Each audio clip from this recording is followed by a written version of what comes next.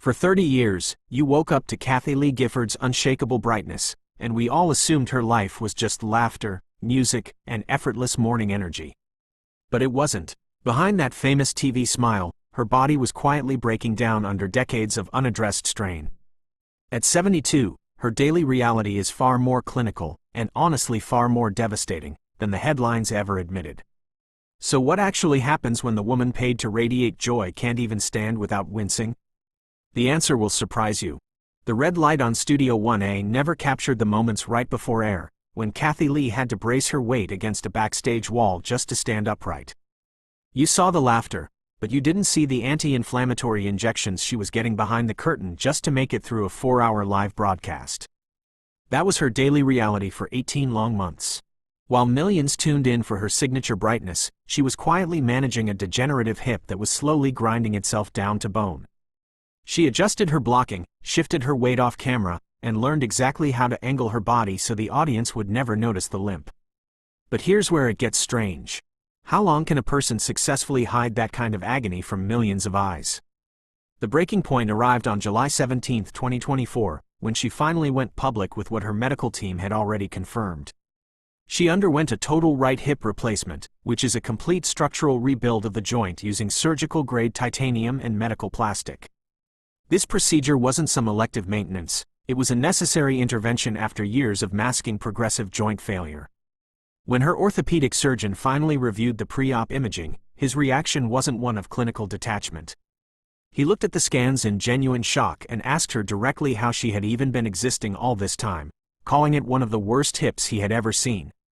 What they found next, nobody expected.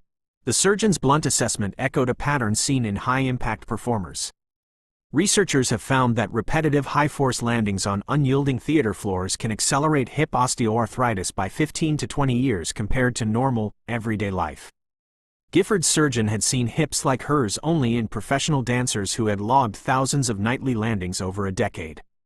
The titanium implant wasn't just a simple fix, it was a stark structural acknowledgement that the joint had already been pushed way beyond its biological limit. Think about what 18 months of total concealment actually requires. You are navigating live cue cards, hitting precise camera marks, and maintaining vocal projection while your weight-bearing joint is actively deteriorating. And that's when everything fell apart, but why? To survive each broadcast week, she relied on targeted backstage injections just to stabilize the inflammation long enough to get through the day. That isn't retirement pacing, that is athletic-level pain management disguised as casual morning conversation. It worked perfectly, right up until the cartilage was completely gone and the bone-on-bone friction made standing without assistance physically impossible. She deliberately hid the deterioration because she refused to let the audience see her struggle. The 4-hour standing requirement of live morning television doesn't forgive compromised joints, it amplifies them, yet she kept showing up. She trained herself to smile through the grind until the grind actually broke her. If a person can successfully mask that level of pain on live television, how much of what we call aging gracefully is actually just pure performance endurance? A hip doesn't deteriorate to that severity overnight, and the surgeon's shock wasn't just about her age. It was about cumulative damage. To understand how an icon's skeletal framework reached that level of ruin, we have to audit the physical invoice she quietly paid across decades of stages, studios, and unyielding floors. What exactly did her career demand that her body was never allowed to recover from? The applause at Madison Square Garden never accounted for the micro-fractures accumulating in her hips every time she hit the stage floor. We usually look at a person's health in their 70s and blame the calendar, but the evidence suggests that the calendar was actually the least of her problems. Her orthopedic collapse was a delayed clinical invoice for a lifestyle that treated the human skeleton like a piece of indestructible stage equipment. But the real danger was a hidden routine that no one talks about. If you look at her performance window between 2006 and 2014, the data starts to tell a very specific story about physical impact. This was a period of high-intensity stage work that most people associate with younger Broadway dancers, not established television hosts. We're talking about more than 400 documented live shows where the physical requirements were absolutely brutal. During her run in major musical theater productions, she wasn't just standing at a microphone singing. She was performing nightly physical comedy, including intentional stage falls and repetitive squat lifts on unyielding theater floors. Every time she performed a stage fall, her hip was decelerating her entire body weight against a floor that had zero give. We're talking about thousands of individual impact events, and the consequences would prove to be catastrophic. Because she wasn't using a structured physical therapy recovery plan to reset the joints, the inflammation never actually went away.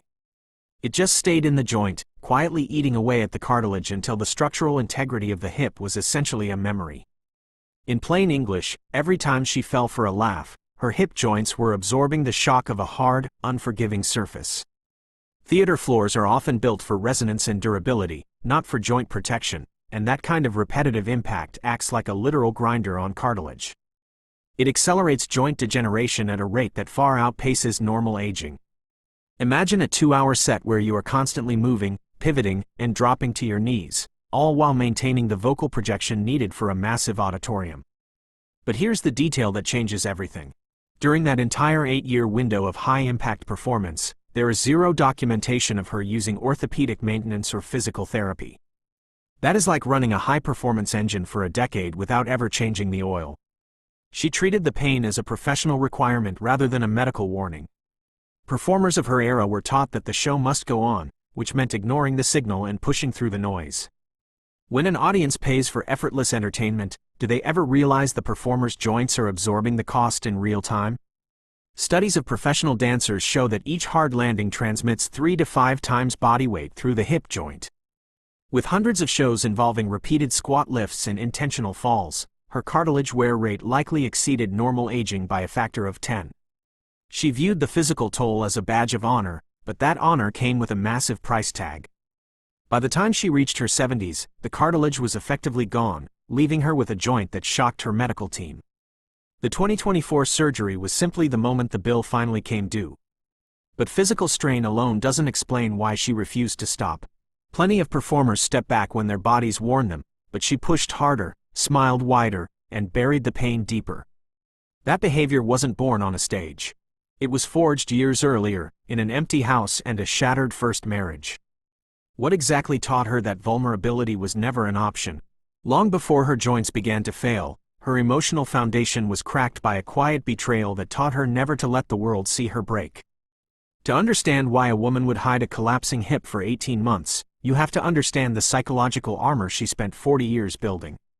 It wasn't just about being a professional, it was a survival mechanism that started in the early 1980s. The defining moment of her emotional hardening happened when she was married to her first husband. On the surface, it looked like a stable, faith-based union, but the reality inside the house was a complete absence of intimacy. And then, the breakdown became physical. She came home from work one afternoon to find that he had moved every single one of his belongings out of their home without a single conversation or a roadmap for the future. He just emptied the closets and left. She later described that moment by saying she felt like a gift that had been handed back unopened. That kind of rejection does more than hurt your feelings. It creates a very specific type of mental architecture. When your first experience of a committed forever ends with an empty house and a silent exit, you learn very quickly that vulnerability is a dangerous liability. You decide that if you're going to be okay, you have to be the person who provides the joy, because you certainly can't rely on getting it back from anyone else. This event cemented a state of performative joy, which is the ability to walk onto a set and project unshakable happiness regardless of what's happening in your private life. This wasn't just a mood, it was professional armor, and it was reinforced by an industry where showing weakness made you an easy target. By the time she landed her iconic morning show role, the mask was permanent. She equated public vulnerability with personal failure. If the audience saw her wince, they weren't just seeing physical pain, they were seeing her lose the only control she had left.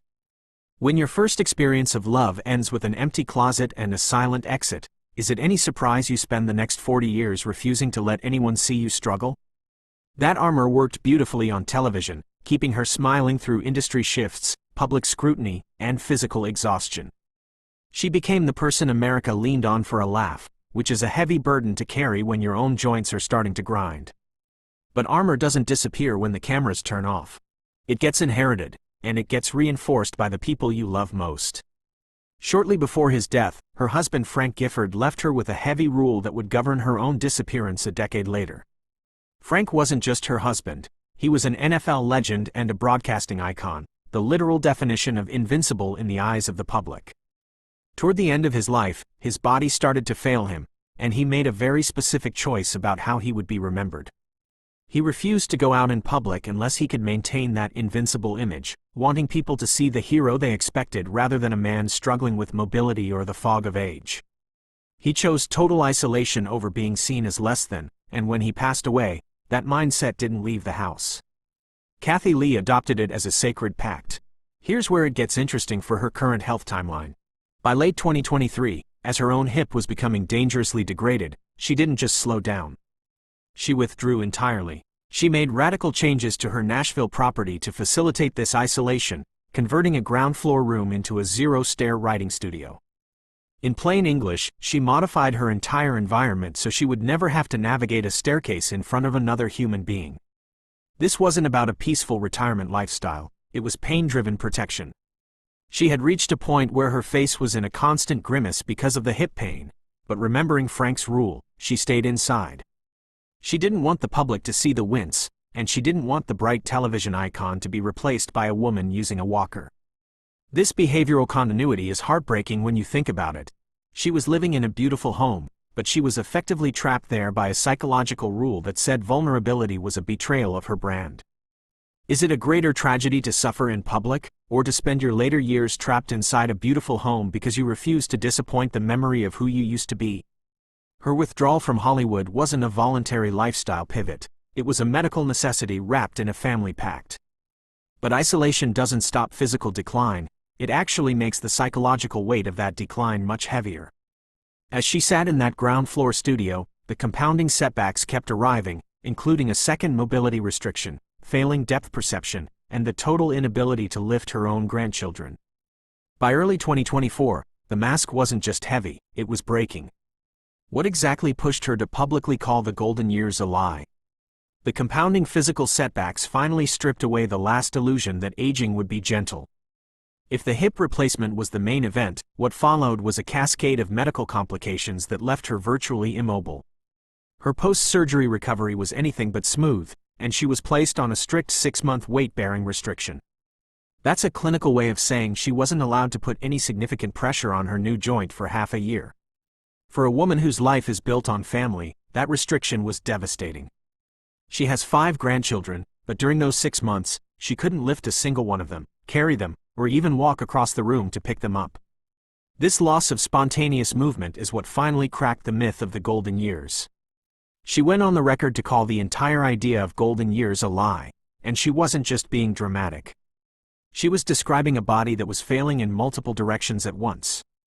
Beyond the hip, she was also dealing with cataract development, which is a clouding of the eye's natural lens. Cataract surgery carries a recovery period where depth perception and contrast sensitivity are temporarily reduced, making walking on uneven pavement or navigating stairs especially risky. For Gifford, who already had a compromised hip, the vision loss added a second layer of physical fear that contributed to her decision to stay on the ground floor. It required further surgical intervention just so she could see clearly enough to write. When you pair failing joints with failing vision, the world starts to feel very small. This cascade is what pushed her to a radical philosophical shift. She stopped pretending it was all effortless and started being honest about the grind, but she didn't just give up. Since her body could no longer handle the physical performance of television or the stage, she moved her creative energy into things that didn't require standing. She focused on writing, she focused on music, and she leaned heavily on a daily prayer routine. Her faith became the literal scaffold that kept her upright when her bones wouldn't. She traded the invincible image for a grounded, quiet existence in that zero-stair studio. When a life built on movement, family, and public joy is reduced to sitting still in a single room, can we really blame an icon for refusing to romanticize aging? The cascade didn't erase her, it redefined her. The smile that once powered morning television now lives in quiet rooms, in written pages, and in prayers that don't require standing. She found a way to exist without the high-impact comedy or the 4-hour broadcasts. But the tragedy isn't that she faded, the tragedy is how long she had to break before she was allowed to stop performing. Her public rejection of the golden years was the final, honest act of a woman who was tired of the performance. At 72, the true legacy of her struggle isn't vague heartbreak, it is a documented physical invoice. She concealed 18 months of joint degeneration, underwent major surgery, and withdrew from the world because decades of stage impact and a family isolation pact made public vulnerability impossible. It makes you wonder how much we demand from the people who entertain us, and whether the price of keeping us smiling is simply too high to pay.